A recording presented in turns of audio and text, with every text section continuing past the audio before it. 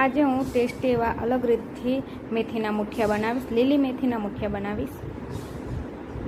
આપણે ઘઉંનો લોટ લઈ લીધો છે, એમાં ગરમ મસાલાઓ બધા સૂકા આપણે જે ઘરમાં રેગ્યુલર મસાલાઓ કરતા હોય એ કરી દીધું છે. થોડુંક ખટાશ માટે મેં આમાં લીંબુ અને ખાંડ બંને માપસરનું એડ કર્યું છે. પછી આમાં 2 થી 3 ઝીણી કાપેલી મેથી આપણે લીલી માર્કેટમાં મળતી હોય છે, એ 2 થી 3 પાણીથી ધોઈને નીચોવીને આમાં એડ કરી દેવાનું.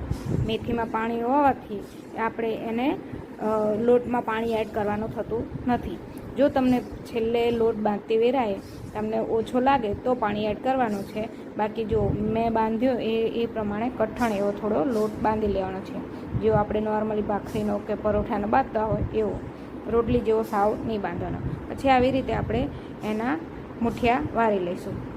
સાઈડમાં મેં ગરમ પાણી કરવા મૂકી દીધું હતું. પછી આવી કાણાવાળી ડીશ મૂકીને ઉપર આ મુઠિયા વારીને મેં મૂકી દીધા છે બફાવા. આ 15 થી 20 મિનિટમાં ફૂલ ગેસે બફાઈ જશે.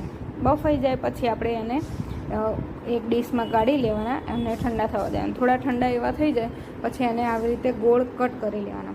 કોઈને સાવ ભૂક્કો ગમતો હોય છે તો ભૂક્કો પણ કરી શકો છો.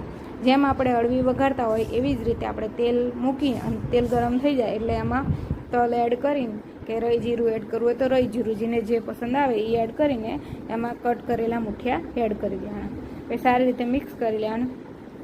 અને જો આપણાને લીંબુમાં ખટાશ થોડી ઓછી પડતી હોય તો આ તમે એકદમ સારી રીતે ગરમ ચડી જાય, તેલમાં મિક્સ થઈ જાય પછી આમાં થોડું એવું આંબલીનું પાણી એડ કરી દેવાનું અને આપણા સર્વ કરવા માટે મુઠિયા તૈયાર છે.